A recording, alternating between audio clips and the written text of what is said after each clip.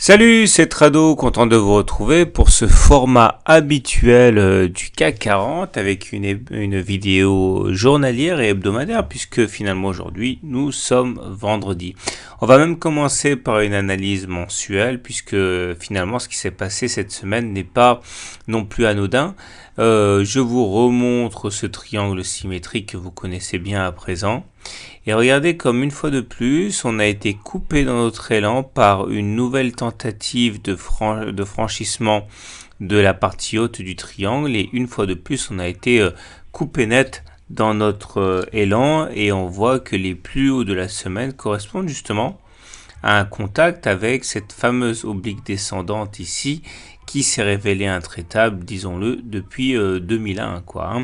Et si on regarde l'hebdomadaire, eh bien, pour l'instant, il n'y a pas véritablement de traces de faiblesse, puisque si on utilise l'analyse de Weinstein, j'ai décidé de rajouter cette analyse tout simplement parce qu'elle m'était demandée et parce qu'elle est très classique, donc elle mérite finalement de faire partie de l'arsenal que je vous propose.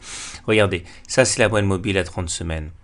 Et lorsque l'on est au-dessus de la moyenne mobile à 30 semaines, qui elle-même est en train d'augmenter, on considère qu'on est en phase 2 de Weinstein, autrement dit en phase haussière. On verra en temps réel le moment où on pourra dire que la tendance est inversée. Pour l'instant, retenez surtout que lorsqu'on est au-dessus d'une moyenne mobile à 30 semaines qui monte, on est en tendance haussière. De la même manière, ce qui est intéressant, c'est de voir que pour l'analyse de Dow, on est également en tendance haussière, puisque contrairement à ce qui s'est passé depuis, allez, mettons le mois d'avril, eh bien les pics sont redevenus ascendants, de même que les creux. Ce qui veut dire qu'au regard de cette théorie, on est en tendance haussière. D'ailleurs, il y a peu de choses qui nous empêchent d'aller chercher les précédents plus hauts vers 5300, puisque maintenant qu'on est en tendance haussière au regard de ces deux systèmes de base, eh bien, encore une fois, à moins d'une mauvaise nouvelle, vraiment très mauvaise sur le plan des fondamentaux, je ne vois pas ce qui nous empêcherait d'aller chercher les précédents plus hauts. Maintenant, si on bascule du côté du journalier, alors là, c'est un petit peu différent. J'avais expliqué dans ma dernière analyse technique que tant qu'on se maintenait au-dessus des 5186, qui correspondait finalement au plus haut du 20 juillet, on était plutôt dans une tendance, dans une dynamique très haussière. Le problème, c'est qu'on a passé cette zone de résistance à 5186, laissant augurer effectivement d'une forme olympique.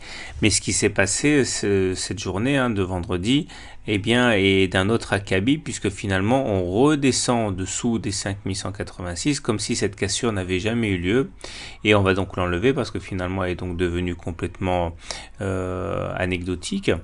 Et là, on se retrouve dans une situation assez difficile puisqu'on vient de casser à la baisse cette oblique noire là. Bon, ça se joue sur l'épaisseur du trait.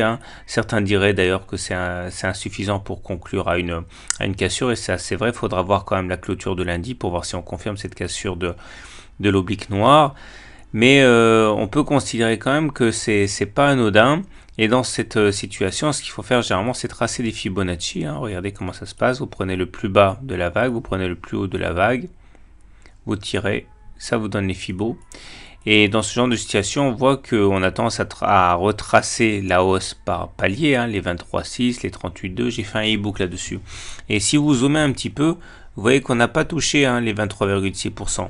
C'est ce qui me fait penser d'ailleurs que pour lundi, eh bien, on n'a pas fini de baisser et qu'on ira chercher, avant d'aller chercher les plus hauts, on ira sans doute chercher les 23,6% ici, à 5148 au minimum.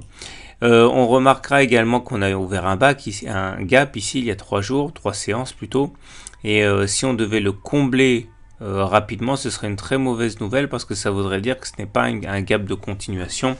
On y reviendra le cas échéant. Néanmoins, il ne faut pas en déduire que la tendance est devenue baissière, loin s'en faut. On est toujours au-dessus d'une Tenkan croissante, au-dessus de la Kijun, au-dessus du nuage. On est également au-dessus de la moyenne mobile à 20 séances. Bon, on a plein d'éléments ici qui peuvent servir de support, à commencer par donc je l'ai dit, les 5148, le gap, les 38,2, etc., etc. Donc même si ma préférence va à l'inscription de nouveaux plus bas, notamment pour aller chercher les 23,6% de Fibonacci. On verra après ce qui se passe. Il faut vraiment pas en déduire que la tendance baissière s'est mise en place, loin s'en faut. Quand on regarde les indicateurs techniques, on voit d'ailleurs que finalement certains diraient que eh bien on ne fait que, je vais enlever ce qui est inutile, hein. Ça je vais l'enlever, il n'y a rien de nouveau. Là non plus, il n'y a rien de nouveau. Voilà, certains diraient qu'on ne fait que payer les divergences baissières. Souvenez-vous, hein, j'en parlais hier, il y avait des divergences baissières sur le stochastique et le momentum. Et acheter dans des moments comme ça est toujours plus risqué qu'acheter que lorsqu'il n'y a pas de divergence baissière. Certains tout simplement diront qu'on est en train de payer les divergences baissières et payer le fait que certains hésitent à rentrer. Mais ça reste quand même singulièrement aussi. Je vous rappelle que normalement on n'est pas censé vendre à découvert lorsqu'on a un stochastique qui est en surachat ou lorsque même nous avons le CCI qui est en surachat, ce qui est le cas. Donc pour l'instant, on va simplement dire qu'il s'agit d'un accès de faiblesse. J'ai quand même, regardez, j'ai quand même mis l'oblique sentinelle un peu tard en fait, hein, je vous l'avouerai, parce que j'ai pas fait de vidéo depuis 4-5 jours. Mais on voit que en même temps que l'oblique a été cassé ici, l'oblique sentinelle sur le RSI a été cassé aussi. C'est pour ça que je pense qu'on n'a pas fait les plus bas. Mais encore une fois, ne pas avoir fait les plus bas ne veut pas dire que la tendance baissière s'est installée. Pour l'instant, on va voir comment ça se passe. J'envisage qu'on aille plus bas, mais sans encore une fois, pour autant, pour l'instant, dans l'état actuel des choses, inverser la tendance. Voilà, c'en est terminé pour aujourd'hui. Je veux remercier tous ceux qui m'ont envoyé des encouragements, des remerciements, des souhaits de bonnes vacances, etc., etc. C'est vraiment très sympa de recevoir des messages comme ça. Je vais essayer d'avoir une occupation, enfin comment dire, une fréquence de publication normale à partir de maintenant. Je vous souhaite donc un bon week-end et je vous donne rendez-vous tout au long du week-end pour de nouvelles analyses techniques en vidéo.